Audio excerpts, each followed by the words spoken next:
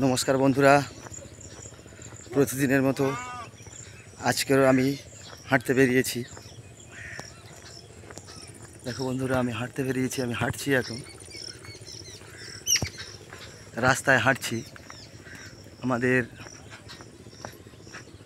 South 24 Pargana Sundarban.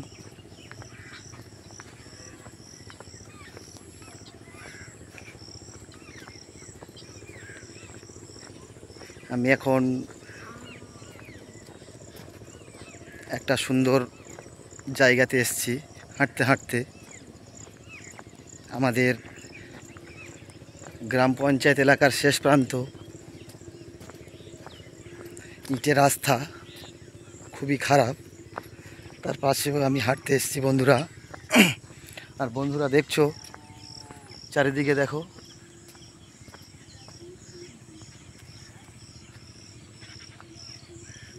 চারিদিকে দেখো বন্ধুরা। এখন বর্ষাকাল, বাদায় জল জমেছে।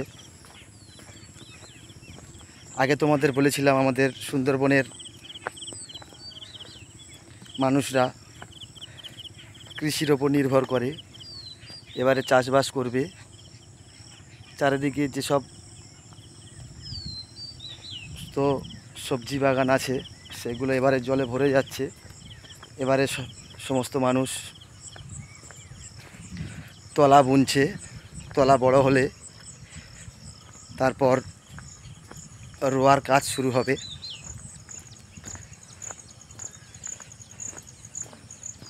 বন্ধুরা,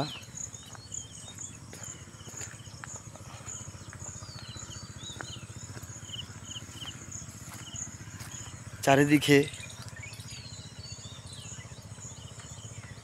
এখন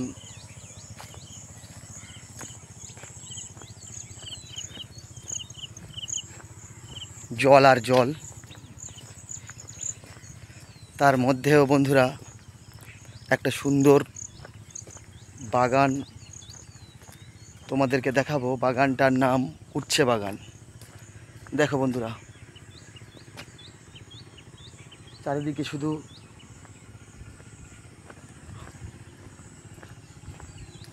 উচ্ছে বাগান, সবুজ আর সবুজ, সুন্দর সবুজ হয়ে আছে।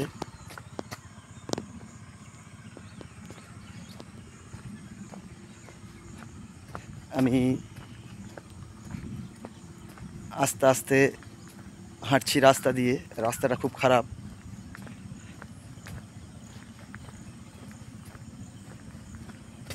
একবার তোমাদের দেখিয়েছিলাম বন্ধুরা অনেক দিন আগে, আবার এসছি।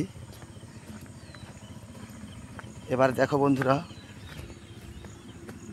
সমস্ত মাঠে জল জমে গেছে। সামনে তলা বড় হয়েছে। এবারে জায়গা চাষিরা সব চাষবাস করবে।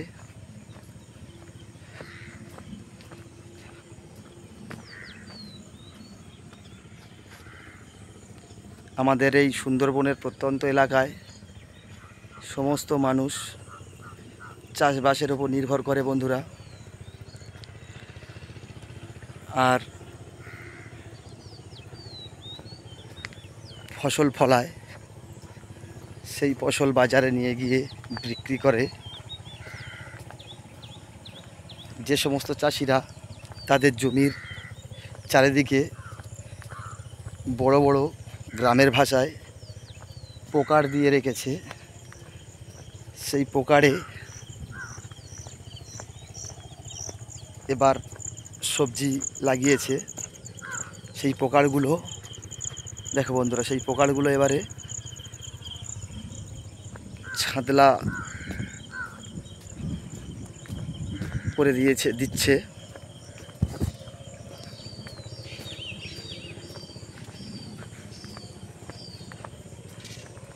বন্ধুরা, আমি যাব আরও কিছুটা দূর।